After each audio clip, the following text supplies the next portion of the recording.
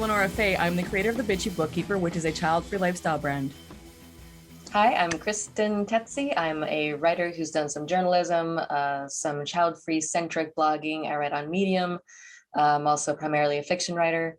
Anything I've ever written, I've always tried to incorporate the child-free perspective or have characters or situations informed by the child-free perspective. Most recently in my novel, The Age of the Child, in which case a desperately child-free woman is living in a very recently post-Roe v. Wade America, which is looking like it's not too far in the future in this country. And I am Isabel. I am a coach for child-free women. I help child-free women work through the feelings of insecurity that might come with their decision. I am also the host of the Honest Upper podcast, and we are the 3 founding non-mothers of Childfree Girls. And in today's episode, we have a very special guest. Emily is here with us. Hello, Emily. Hi. Joining us from the Netherlands. What time is it where you are right now? It is 11:06 p.m. Wow. I would be dead already. Yeah, you would. He goes to sleep with the chickens. Like it's 6 in the afternoon. Kristen's already like, right. It's 8:30. I go to bed at 8:30, and that's on an early night. I'm the same. Very good. Not the only one. So thank you for joining us. So Emily, there's a lot about your story that resonated with us in the sense that, you know, you're a child-free woman, of course, that's why you're here. Yep. But there's also like, it's very interesting what you've done. So basically how you changed your life when you decided to go abroad and live in the Netherlands. So we would really like to hear from your perspective, how was it growing up? When did you decide that you wanted to embrace the child-free lifestyle, and anything else that you would like to share with us and our audience? Okay. All right. Well, yeah, I'm Emily, and I'm 28 years old. I'm from South Central Indiana, which is in the US. And I went to college in Indiana. I studied art history and studio art. And I moved to the Netherlands when I was 24 to study a master's degree in art history. And I graduated and got married in the Netherlands. And now my husband and I work in a logistics company in the Netherlands. So now we're living child-free married life. And I would say that my childhood was really nice. It was quite a positive childhood growing up in Indiana. Like I said, I'm from a small town, from the countryside even. And so there weren't many people around. I hadn't been to a city. I don't even remember the first time I had been to a city, but we have a large property where I come from that my uncle farms. And I grew up right next to the country church that we attended as a family. And yeah, I realized that I was child-free when I was 12 years old. That was the moment that I realized I didn't want to be a mom. And that hasn't changed as I've gotten older into my later 20s. What was your environment perspective when it comes to whether to have kids, or, you know, because when I hear religious anything, I automatically go toward conservative and traditional family values and an expectation of parenthood, and not in a weird, sinister way, but just because that tends to be how it is. And was it like that in was that just kind of the expectation that you're going to grow up, you're going to be a mother? Yeah, I grew up in a religious family, of course, and it's a Southern Baptist church. So yes, very conservative, very biblical literalism, you know, believing that everything written in the Bible literally happened in history. You know, biblical inerrancy, so it's the word of God, it's flawless without error, and you have to believe it as it's written. And so, yeah, the values that my family had were very conservative and traditional, and that included, like, everybody gets married, everybody's straight, everybody has kids, multiple kids, and if you don't, something is off or wrong, which is very strange, but that's how it was growing up. So oftentimes I felt like I didn't exactly fit in with the group, since I knew from such a young age that I was a little bit different than the norm, I guess you could say. What was the response? Or has there been a lot of support, or was there a lot of curiosity, or a lot of like, what? Yeah, when I was younger, at the time that I realized I didn't want to be a mom, most everybody, they would always say, someday when you get married, when you have kids. And I would make comments like, well, I don't want to do that. I don't want to have kids. I don't want to be a mom. And they would say, oh, you're young, you don't know what you want, or you'll change your mind. They especially say, oh, girls change their mind when they're in their 20s, all things like that. So the response I got was negative, or people not listening to what I would say about it. I did have, I had people at church laugh at me in my face when I told them I didn't want to have kids, especially because later on, when I fully understood everything about pregnancy and whatnot, I realized I had a strong negative reaction to that. I think I have quite a strong fear of that. And so I mentioned that it was 3 older ladies at church talking to me about someday when you have kids. And I said, well, I don't want to have kids. And actually, the thought of being pregnant and things like that is quite scary to me. And they laughed at me. And it was very not a great experience for sure. I'm kind of curious regarding that, because you had mentioned the word tocophobia when you had emailed us. Yeah. And I feel that resonates with me. I don't identify as having tocophobia, but there's this Yeah. strong physical reaction I feel at the thought of pregnancy for myself. And I'm wondering if if you think this way too, where that's your instinct kicking in, like, no, this is not right for me. And that's not actually really a fear. It's just like, this choice is not right for me. And it's like a way of your body reacting to the thought of being pregnant. Because when I think about it, I go, I don't know if it's fear. I mean, absolutely, yes, fear of being pregnant, because I would have to rectify that. But it's just this instinct that, no, yes, I have a body that could reproduce, but that feels very wrong for me. And therefore it brings up those heavy emotions of fear or disgust, like in my case, and that's just towards me being pregnant, not anyone else being pregnant. So I'm curious what you think about that. I think it could be both, some combination of both. Obviously, I did realize at an early age that, yeah, being a mom isn't part of my life. It's not part of who I am or who I want to be. But at the same time, I do think there is a huge fear associated with it. Of course, I haven't been diagnosed with anything.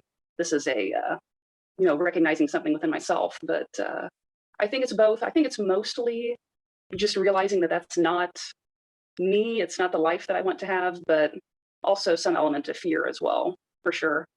Did anyone tell you they'd pray for you? Again, growing up religious, I totally get that whole church mentality of, oh, pray away the fear. Not that I remember, Okay. and it's not like I told everybody about it. Just at some point, I was just so tired of hearing it that I finally, I guess, snapped a little bit that one day and said, well, I'm not going to have kids. So I didn't tell everybody at church this. It's not something I really felt the need to share, but yeah. You can send them this episode when it airs. I think most of them don't have internet or don't know how to use it. So. Really? Oh. Yeah, I'm not so sure. Okay. I grew up without internet, actually, for the most part. Grew up without a computer. What about TV? TV, yeah, but we didn't have satellite TV until I was a teenager, I think. So my childhood, we had very few channels, no internet. I got my first cell phone when I was 18, but it was a track phone.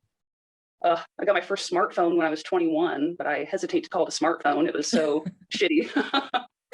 So I'm behind the times, but I figured out Zoom today, luckily. Yay. So Netherlands must be a huge change from, Indiana, because Netherlands is such a liberal country, right? So yeah, my decision to come here was because I wanted to study. It was on my bucket list to do a master's degree and live in a foreign country. And I wanted to study Dutch art history. So that's why I came here to the Netherlands. But really the biggest change, the biggest difference I've seen is going from a rural life to living in the city. But it's been a pretty easy adjustment.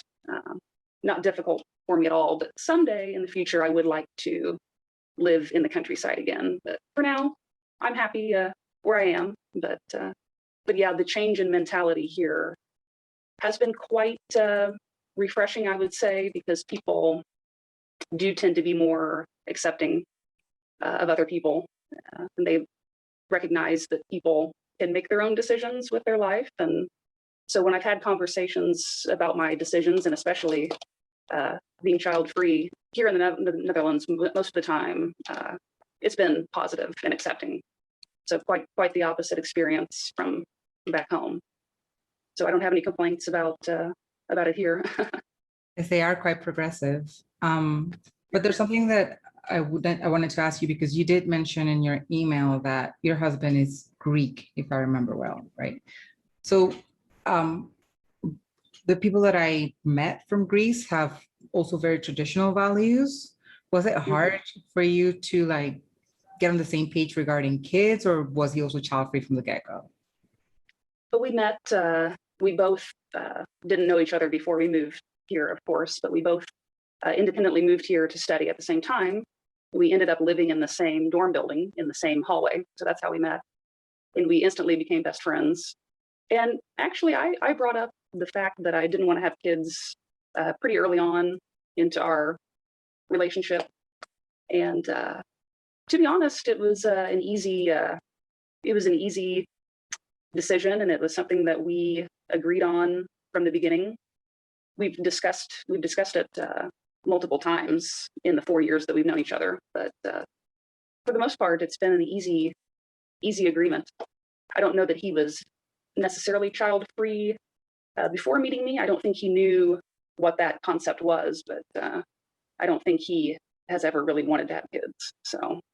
And how about has this come up with his family at all? Because I'm just imagining older Greeks receiving information like that, and how awkward that could be, possibly.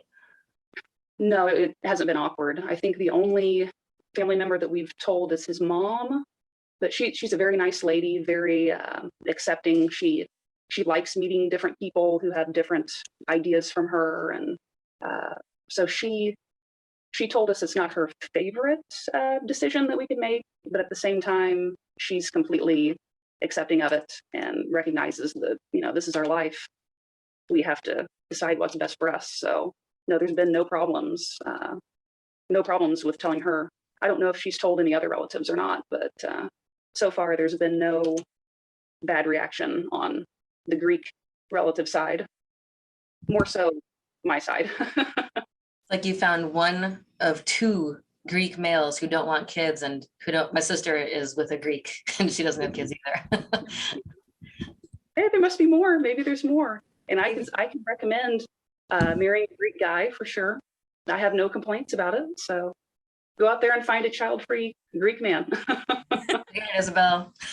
Yeah, there we go, Isabel. Perfect. There we go. That's definitely go for a Greek man. The Greek food, don't even get me started about Greek food.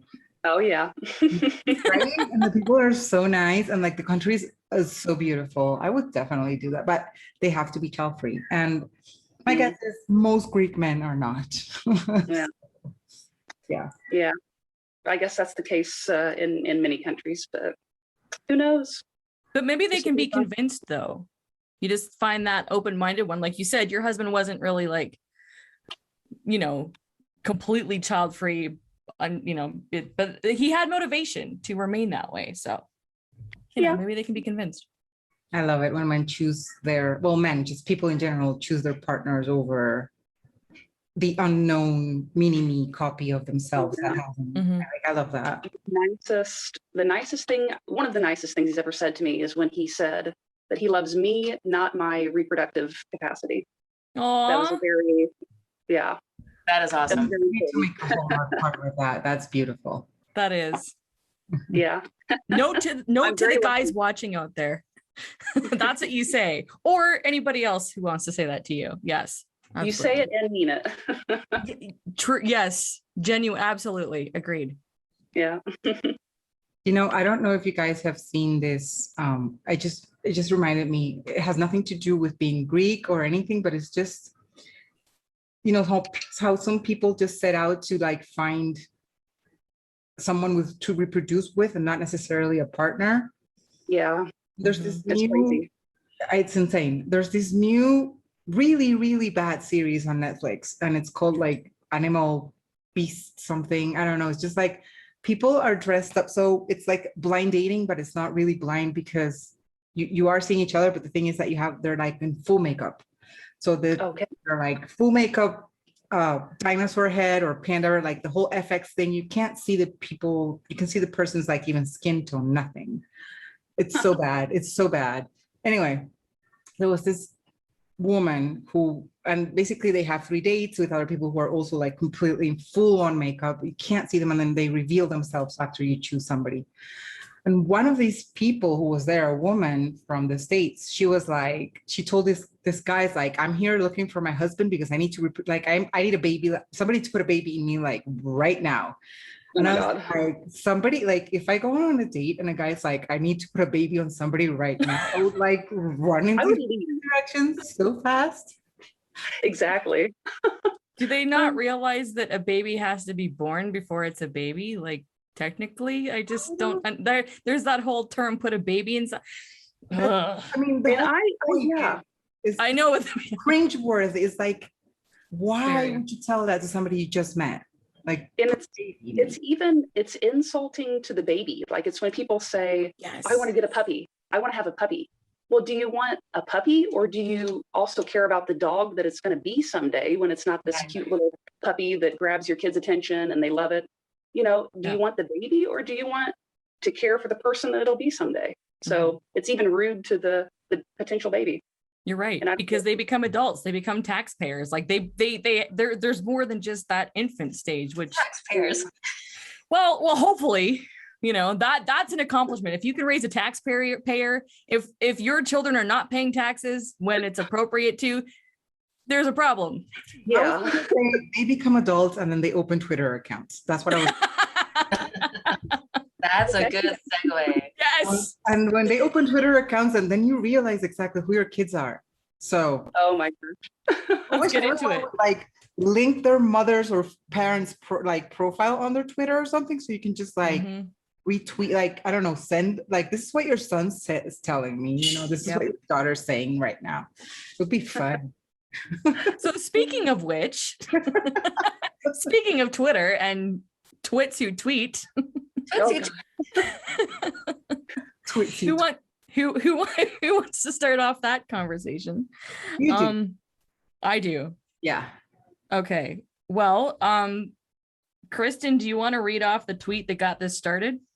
Like, it's not even an offensive tweet. It's really what people were doing was missing a lot of, like, they were missing 2 key words in this thing. And the key words will become apparent to you as soon as I read them. And I will read them right now. Okay. Getting married, having kids, hitting milestone school and career goals, and owning a fence and an SUV to keep up just means you're using your one shot at life to live the same life as everyone else on the same schedule. How is that remotely interesting? So that's the tweet that we posted on Twitter. Yeah, that got strangely a lot of attention. It did. I was not expecting it or anything, but it angered the right people. The people who have like 5 followers on Twitter. But there's a lot of them that have 5 followers on Twitter that retweeted. I'm kind of, maybe it's the same person. I don't know. There was a lot of activity from those accounts. Yeah, but that was the tweet. So it wasn't offensive. It was just asking a question, like, why live the same life as anybody else, basically, everybody else. But it's just for the sake of doing it. The thing is, like, if you want to get married, get married. You want to have kids, have kids. You want an SUV and a white picket fence and all that stuff because you want it yourself, fine. But don't do the whole, well, all my friends are having kids, so I should have kids. Or, you know, Becky and Johnny got a McMansion in McEstateville, so I have to get a McMansion. By the way, those houses are so boring. Hey, I kind of like those, but that's okay. Maybe they're different. But they're all in these neighborhoods, like they look like Edward Scissorhands. There are no trees. You know, it's just all very kind of eerily. Wisteria Lane, like Desperate Housewives. We have wisteria. It's just like flat grass. Oh, okay. It's uncomfortable. What are wisterias? Oh, they're I like actually don't know what those are. bushy flowering. Apparently, I just looked them up recently because I thought I might have seen some in our neighborhood, but they're these big flowering plants that are apparently invasive. Oh, okay. Okay. But I guess they're pretty. Yeah. Okay, so we got a bunch of accounts retweeted that tweet and kind of in a way to insult us, apparently. So we're gonna discuss some of our favorite ones that we saw. All right, so there is a few to pick from, but this one I decided I liked. So this person retweeted that tweet that we tweeted. Anyone playing a drinking game out there? So they said, he writes, when we decided that living the same life as everyone else was a supreme evil rather than a stable and worthy aspiration, and then in brackets, was it the 70s that this happened? It became clear that this was a dying society. So my thought with that is, rather than a stable and worthy aspiration of getting married, having kids, hitting the milestone school and career goals, owning an SUV, having the white picket fence, that equates to stable and worthy. That's the issue I have with that. Because to me, I mean, I'm a free independent woman. I kind of find stability and worthiness in that, living that way. You know, I have an SUV, I think, and I have hit some career and school milestones, but only to me. Like, I just that whole, and I'm not married, not having kids. And the fact that by society is not seen, what I'm working on is not seen as worthy or stable, to me is incorrect. So that's why I have a problem with that tweet. So what are your thoughts on the whole worthy and stable aspiration of all those things, and the fact that it's considered evil that we don't think that those are worthy or aspirational?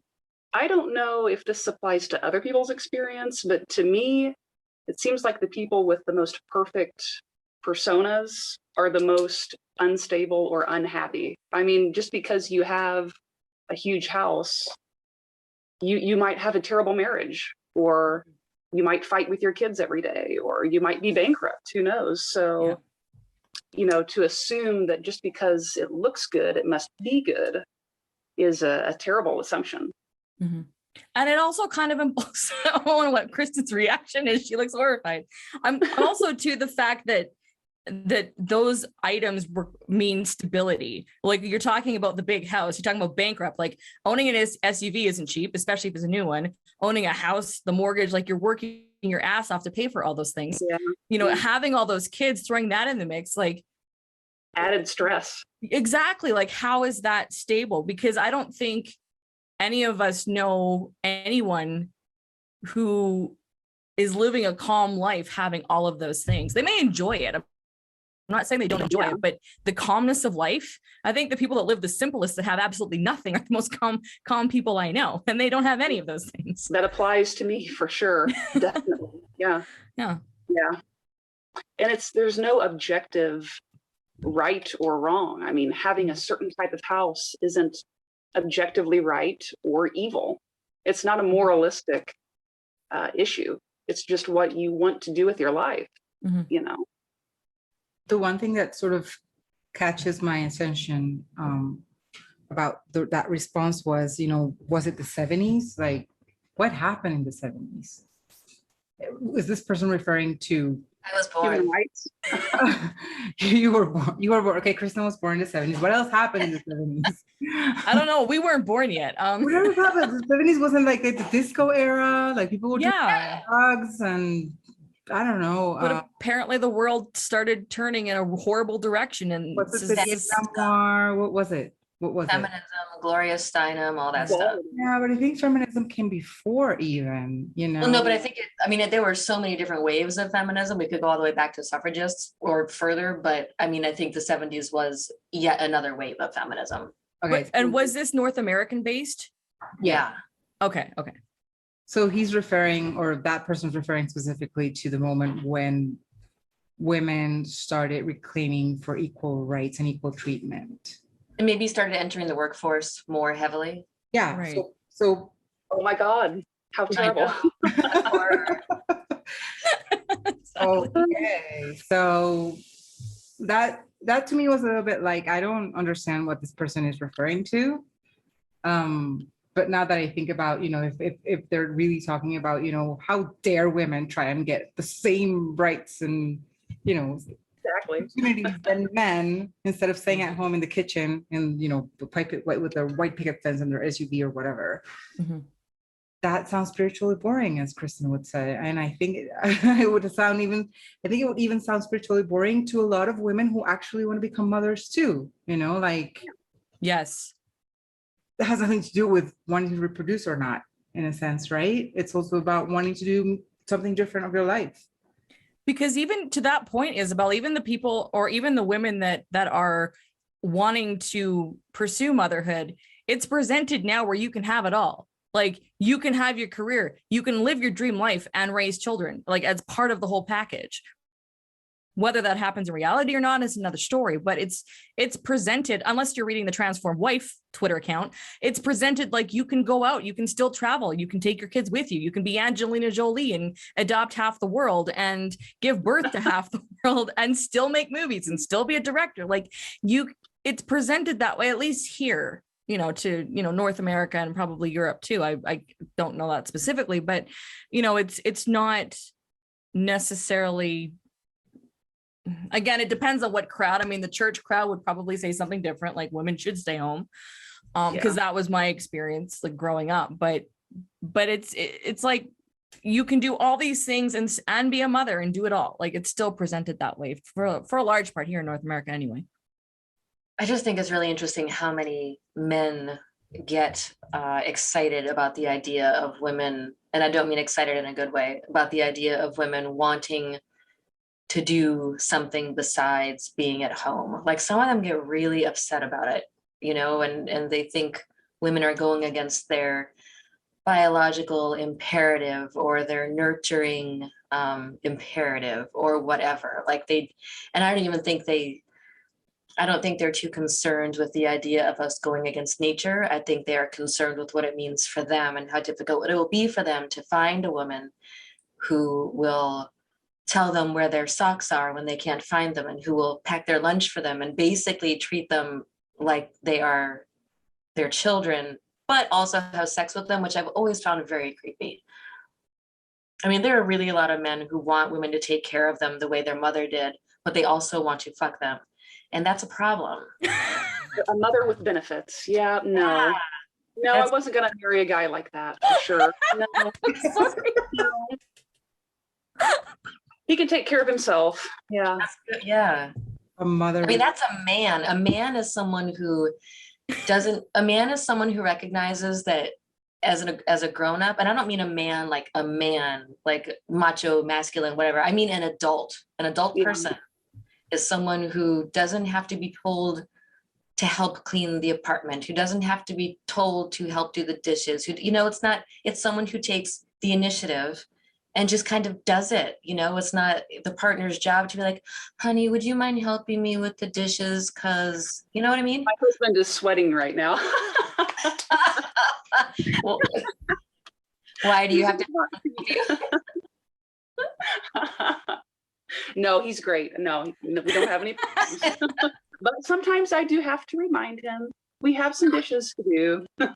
and that does also, I mean, I just mean in a general sense, because everybody, like my husband will have to remind me that, hey, Kristen, I don't have to do all these things just because I'm the guy. You can also put the new filter in the refrigerator. You can also figure out how to use the generator. And that's true. I have my moments of thinking, you're the guy, so like you do the filter. We both have thumbs, so yeah, I mean, it's really not fair, but I just mean generally, like I was married to someone before who really did think it was my job to, like, he tried to trick me into ironing his clothes by throwing something on the ironing board and pretending not to know how to do it. So I did it, and I never iron. I'm like the worst ironer ever, but I did it because he didn't seem to know how. And that was just to trick me to get me to do it, which is, first of all, deceitful. Second of all, icky. I don't know, but you know what I mean? Like, it was like that during my childhood. my parents' dynamic was quite similar to that, for sure. It wasn't necessarily, I don't think it was religious based, but just culturally, my dad grew up in a household in the 50s and 60s where his mom did all of the women's work, but my mom is the one who worked the most. She's always had the full-time job, so she would go to work and then she would come home and cook and clean. And so, yeah, for me, it was quite a gender stereotypical upbringing, but at the same time, also sometimes the opposite. So, did you ever like see your mom coming home after a day of work and then doing another day of work at home and just think, good Lord, woman, when do you rest? Like, and did everyone get their food before she finally sat down? I mean, oh yeah, yeah, definitely. No, I don't know how people can do it, to be honest. I don't know how people can. And without resentment. That much. Yeah. Yeah, I don't see how it's possible, but she did it for our whole childhood until we were adults. So yeah. But this is where society goes, oh, look how self-sacrificing you are. You know, I see this all the time on like from family members on my personal Facebook page when it comes to someone's birthday or someone's or Mother's Day. And they go, you know, our mother or my wife or my whatever, you know, they sacrifice themselves. They put their needs last. Like they're the ones that do, you know, double the work, eat last. And when you sit down to eat, somebody else wants something. So, I mean, it's packaged as self-sacrifice, and that is rewarded just with accolades. But yet, I mean, without calling out certain family members, some of them have formed some pretty serious addictions as a result of that. You know, and there's a lot of like, no one's actually addressing the fact that that is soul crushing. And this is something I've talked to my brother about, who's a single dad of two with 2 kids full time, is that he did that for the first 10 years without taking care of himself. And like it ripped him apart because he put everybody's needs first, and rightly so, because he had kids, but he forgot that he needs things too. Like he needs rest, he needs self-care, he needs to take care of his own mental health as well and wellness, right? So I mean, that's the thing is, you know, with your mother, it's like she probably got a lot of praise from people like, look how hard you work for your family. And religion will say, oh, you're going to be rewarded at the end. Like you sacrifice your entire life now and you get that reward of heaven in the end. That's what I grew up hearing my entire life, right? Like you got to suffer in this life. Yeah. You know, I mean, to an extent and up to a point, self-sacrifice is admirable, but at the same time, if you don't take care of yourself first, you can't be the best version of yourself to take care of other people. So, right. You know, there has to be some balance of selflessness and, I don't want to say selfishness, but yeah, there has to be a balance. And selfishness for sure. I mean, you need your cup to be full in order to pour from it, right? So yeah, it's not selfish. Kristen, I was gonna say, Selfish. I know. We have to whisper that word around, Kristen. The word selfish. Just use it correctly. That's all I ask. Right. Did you choose your tweets?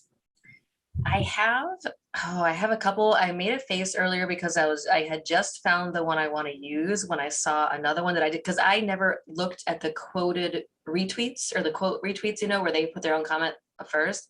One, in response to the whole idea of an interesting choice or whatever, said, go get HIV to have a more interesting life. That's random. What? So that was the retweet in response to our. Yeah, go get HIV to have a more interesting life. Common sense. that makes no sense. I know. Maybe the name is Zoe. Maybe she has HIV and she's like, you don't want to try this. I don't know. But okay, I'm having a hard time choosing. So I think I will use. Okay, I like this one. Women post stuff like this, and then their idea of an interesting alternative lifestyle, which is nothing we claimed to be doing, is starting a podcast and going through mental health episodes until you eventually die an unknown loser. Okay. This is from Samuel. Well, I would rather live a non-interesting life and die an unknown loser. That's okay with me. I have no problem with that. What are they talking about? The mental health episodes? Like maybe because people have also said cope harder. Like they think we are doing this series as a way of kind of like we're in denial and we're coping with our own lack of children by trying to validate or justify our existence. Right. Okay. No. I did. No, thanks. Yeah, that's. But the implication is that if we have kids, we will not die unknown losers. But I can probably not name about 1 billion people who die, but who also have kids. Yeah, it makes no sense. But here's the thing, this kind of goes along the lines of like people will say, well, if you don't have kids, who's going to be, you know, at your graveside when you die? Who's going to go to your funeral? Blah, blah, blah. And I understand that for some people that's important. Let's just say you have no friends. You live somewhere, all your friends are dead, you're dying at a very old age. The only people maybe who could come to your funeral are your children. How important is it to all three of you to have people mourn your death? I love that question. But I look at it a little bit differently though. Like okay, so I've always said this, that I want to die at the age of 95. And now I'm going to add to that. I want to be on stage giving a talk about being child-free when I die. Like just drop dead. I mean, okay. I think people have to go to therapy if they're watching that TED talk, but whatever. You know what? Okay, so I don't, like I've stated in my will, and I've said this too, that I don't want a funeral. I just want a burial, something very small, because I don't want any kind of religious speak at my funeral. I would rather make something that reaches some people around the world in my lifetime. And then when news of my passing passes, they go, oh, I remember her. She did this, and that really like helped me. And then they feel sad for a minute and then carry on with their life. Like, to me, that's beautiful, because okay, you all know that I'm a celebrity gossip fanatic, and when somebody famous that dies and you didn't know them personally, but some part of their work touched you, and for a second you feel sad because they're gone. Like whether it's a movie star, a singer, your favorite author, whatever, somebody that you know of whose work touched you and they pass, it is a sad feeling sometimes, especially if it's tragic. Like for me, I would rather have that experience than like 6 or 7 people, or my hypothetical kids and their children who may be stranded somewhere on them. Like, I don't know. It's just, I don't fear death, and I don't think about like, because here's the thing, people will mourn, but we all move on. The living always move on. You have to, people are going to feel sad, and yes, they're going to miss you. But, and I say this as someone who's like, my mom's been dead for like 16 years now. I don't think about her every day. I don't. Like, it's an experience that happened, and her and I weren't super close, but we were friends by the time she died. But time, you move on. Like, believe me, I mean, it was a tough thing to go through, but I don't think about my mother every day. Like, my life has continued on, and it's been a couple of years since I've gone to see her grave, and I don't want to go out this year and see her, but like, people move on. People get hung up on who's going to grieve you, who's going to miss you, without realizing like we all have experienced death in our lives. And and yes, I realize that some deaths are harder than others, and some people you may miss every single day. But the point is we keep living. And so I would rather have inspired a few people that maybe I'll never meet, and they mourn me for a minute, and maybe that's something that kind of jogs their memory to go and do something in my honor for a day or something. I don't know. Like, people get so hung up on like the only people that are going to miss you are people that know you, when that's not necessarily true. So, that's my point of view on it. I could go on forever about it, but I'm not going to. That's basically what I have to say on that. Yeah, no, how important is it to me for people to be at my funeral or be sad when I die? Absolutely zero. Totally zero. I mean, I'm not even going to be here. So why should I worry about people's reaction? Mm-hmm. And no, it doesn't make any sense to me. I don't fear death. I don't believe anything happens after we die. You're just gone. And I'm not worried about, people remembering me or being famous or doing something so important. I'm living my life for me, and I'm living my life in my marriage together with my husband. And I've told him if he outlives me, not to be sad. Don't be sad about it. Have a party, bury me. Well, I'd prefer to be cremated, but do it and then move on and be happy. Don't be sad about it, So to me, I never think about, who's going to be at my funeral or anything like that. Not at all. And even if I did have kids, why would I want them to be sad after I was gone? How does that change anything? Mm-hmm. Why would I want them to be hurt? I would want them to, like Lenora said, just move on as best as you can and move on with your life in a positive way. But why would I want to hurt them at all when I die? I've always found funerals weird, just in general, is strange, especially wakes. People just gather around this dead person and then nobody's talking about the dead person. Like they're all talking about what they did yesterday, where their kids are going to school, what they had for eat, That's nobody's true. talking about the dead person. They're just like, it's sort of like an excuse to get like the extended family together and maybe some friends just to catch up. I find that very, very strange. And wakes, I don't know if it's the same in the States or Canada, but wakes here, there are like special places that you go for, for wakes. So it's not at home. I think there are some places where you actually like open up the doors of your home or the deceased person's house and people go there and there's a lot of food and drinks. It's not like that at all. It's just that person, bunch of candles, and just like people sitting around. We don't really have, I've never been to one because in my religion, we had funerals, but never a wake. So I can't say that I've actually really been to, that seemed like a cultural thing for me. Like I see them in movies, but I've never actually experienced one. Yeah. Wakes are super common here. And then usually people go to wakes because the actual, like when they bury people or when they cremate people, that's like a more intimate thing. So it's more like very close family. Yeah. But for me, it's just like, it's strange. I understand it's the last goodbye to put it in a way, but when I'm dead, like I won't even know what, I won't even know what's going on. I hadn't actually even thought about that question until Kristen was like, do you think? I love that question. I know. I don't, honestly, I don't know. I don't know, as in, I don't know why people give it, I don't know, so much importance. I don't care. Do you think because they are scared of death? Like there's the immortality thing. Like, do you think because it's like, we seem comfortable with death ourselves, so we don't pay too much mind about it? Or except for Kristen. Not comfortable. No, I'm not comfortable with death at all. All right. So there's three of us that are relative. Isabel, you're yeah. But maybe it's because now we have to get Kristen's perspective. I just think like people are freaked out about death, and so they have to, they're worried. Well, I think it's a lovely sentiment to not want the man who loves you to be sad when you die, but I think it's also unrealistic.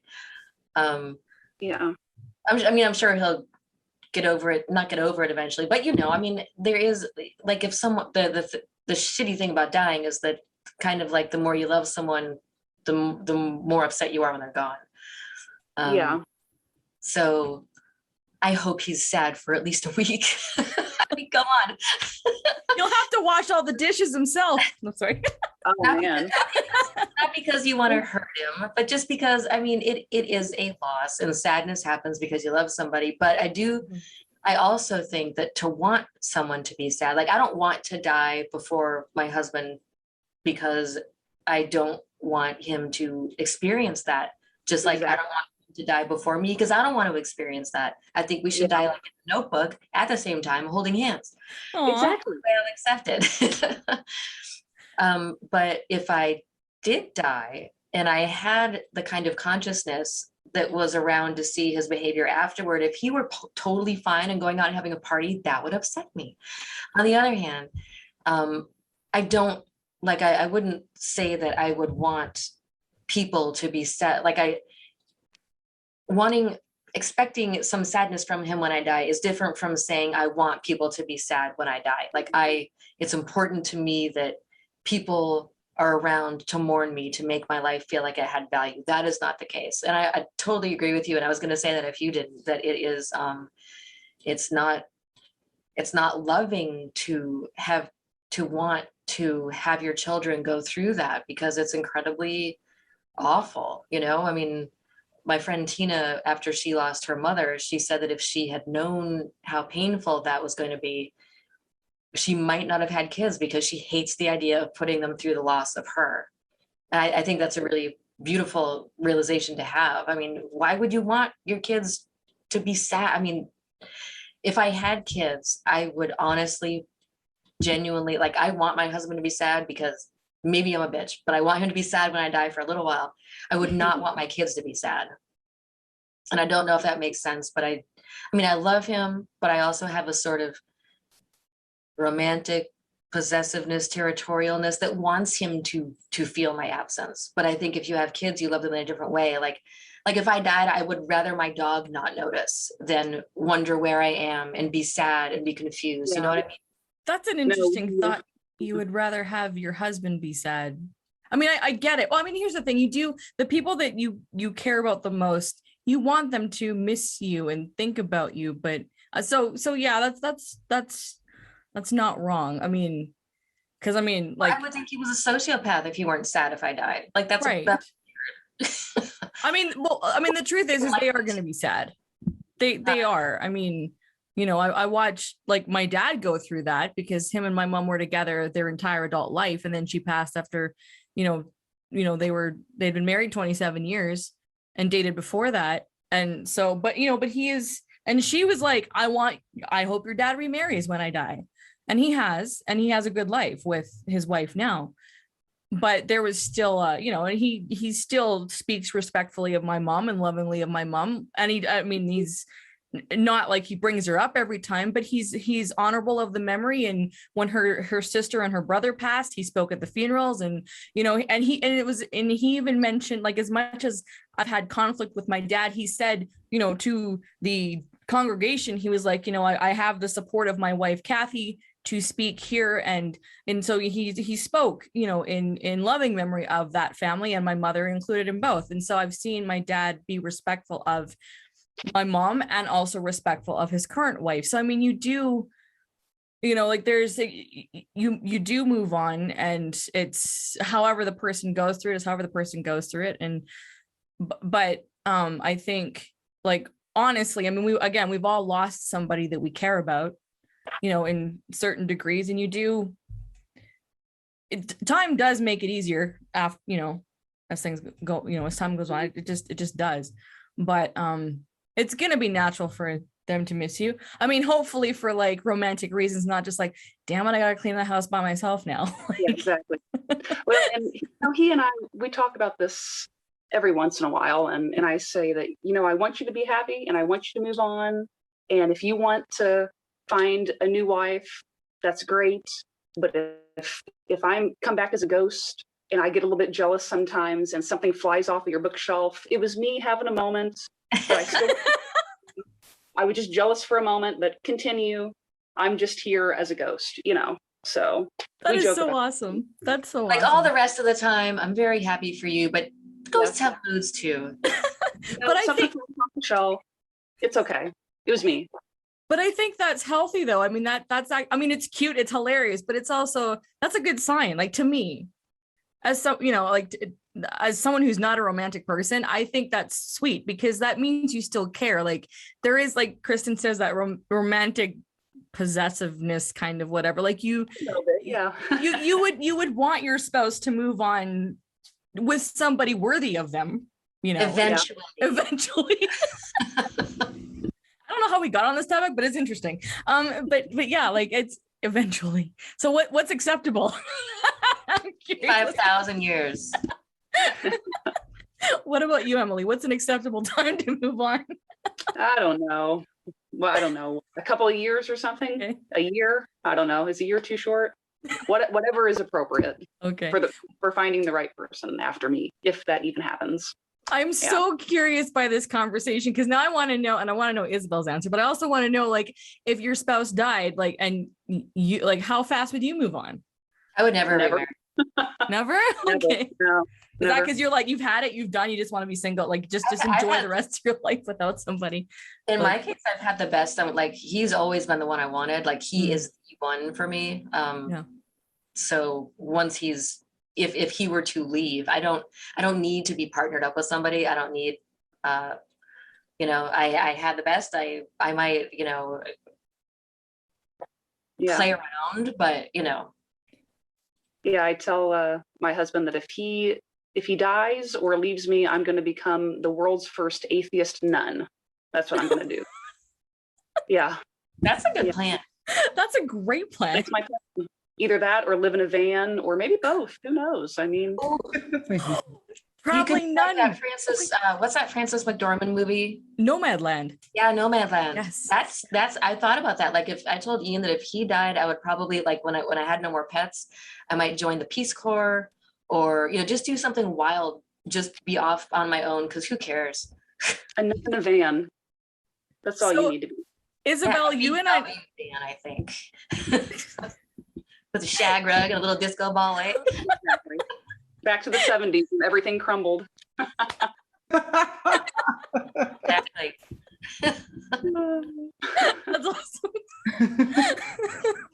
Isabel, you and I have to get married either to other people or to each other just so we can have the experience what'll happen if our spouse dies, and then we can answer this question. Yeah. Well, I think the appropriate time here is like a year. Like if a woman dies, her husband, or it's always this way, they can like sleep around for a year if they want to because they're grieving. But a full relationship only after a year. Yeah. Okay. Interesting. Yeah. All right. That's what's acceptable. But hearing Kristen and Emily, talk about if their significant others died, they wouldn't like find another one. That reminds me of my grandmother. Like my grandfather, who was the love of her life, passed away when she was like in her early 50s, I think. She could have found another guy in her early 50s. She was still, she had grown kids, but she was still like young-ish. And she never did because she didn't want to. And right before she died, she said to me, you know what? I'm not scared of death. I'm fine. I know I'm going to die very soon. And I'm actually happy I'm going to go and see the love of my life again because I miss him. Oh, yeah. Yeah. So that's the kind of love I want to find. You hear that, world? Yeah. Normally I would insert some eye-rolling snarky comment, but I can't right now. No, you can't. And I love it. I can't say a damn thing right now. No. Mm-hmm. This has been fun. This has been really fun getting to know you, Emily. Mm-hmm. Thank you. No, this has been great. I haven't done anything like this before. So this is the first time for me. So really fun though. I hope we were gentle enough for you. Oh yeah. Oh yeah. It was a great experience. Awesome. Wow. So all of our listeners, first of all, thank you, Emily, again for being here. It was a pleasure to have you as our guest, and it was so nice to share this stage with another person, to talk about these mean tweets. We should do another version of mean tweets in some other time. What do you do? I love those, the ones that Jimmy Kimmel does, I think. Anyway, thanks for watching. If you're watching us on YouTube or listening to us, if you're listening on our podcast form, visit our website. It's childfreegirls.com. And you can always send us an email, anything you want, anything at all, questions, comments, thoughts, ideas. We love to get emails. We promise we read them all. It takes a little bit for us to get back to you, but we do read them all. childfreegirls@gmail.com. And also you can find us all over social media. We are at Childfree Girls on Instagram, Twitter, obviously, and Facebook. We are also on Clubhouse. We run Childfree Club. We have rooms 7 days a week. You can join us there as well. The app is now available for everybody. You don't even need an invitation anymore. So head over to, whether you're on Android or iPhone, you can download the Clubhouse app, look for Childfree Club, and you will find us there. We're also on Amazon. Our book, Childfree Girls, Comfort Food for Thought, is available on Kindle and in paperback.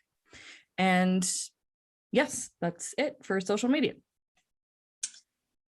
Now is when I'm supposed to ask a question for the audience to answer, but honestly, I was sitting here through all of your closings trying to think of a question, and I can't think of one except for something having to do with Twitter. Like, have you ever received a mean tweet for your choice to be child-free? But I guess I could ask that. Yeah, why not? I don't know. Sure. Or what's your favorite mean tweet doesn't necessarily have to be directed to the person. Oh, you could Yeah. even do a search for child free on Twitter. Just do like child free in the search and then look at latest. And then just, if you find anything hilariously mean or weird, Send it to us. send it to us. Yeah. Yes, Thank you in advance. for her version of mean tweets. And also don't forget to subscribe. Yes. And if you're listening to this podcast, head over to our YouTube channel and hit subscribe because that really does help us out too. Thank you. See ya. Bye. Bye. No, you say bye. No, you say bye. Oh my God, I'm leaving. You leave first. I'm going. Bye. Bye.